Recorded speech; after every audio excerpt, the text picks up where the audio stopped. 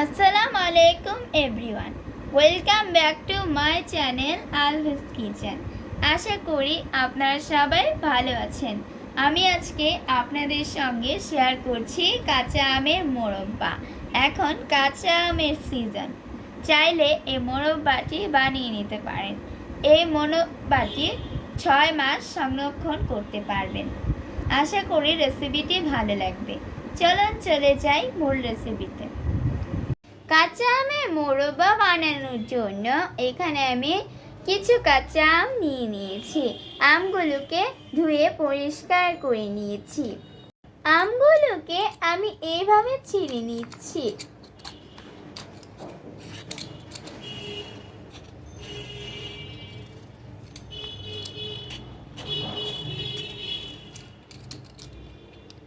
Pieces করে কেটে নিয়েছি।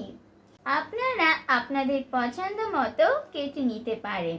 চাইলে একটা আমকে 4 ভাগেও ভাগ করে নিতে পারেন। খুব অল্প উপকরণ দিয়েই আমি এটা তৈরি করব।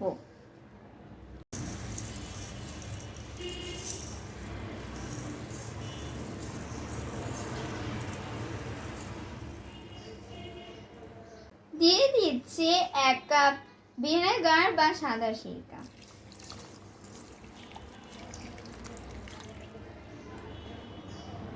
এখানে আমি একটা আদার টুকরোকে এরকম লম্বা করে কেটে নিয়েছি। এখন দিয়ে দিচ্ছি। এখানে আমি শুকনো মরিচ থেকে এভাবে বিচিটাকে বের করে শুকনো মরিচগুলিকে টুকরো টুকরো করে কেটে নিয়েছি।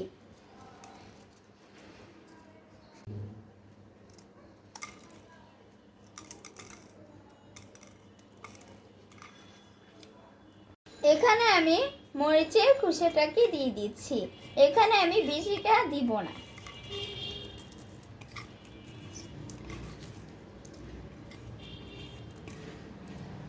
সবকিছু ভালোভাবে মিশিয়ে রেস্টে রেখে দিব 2 ঘন্টার জন্য।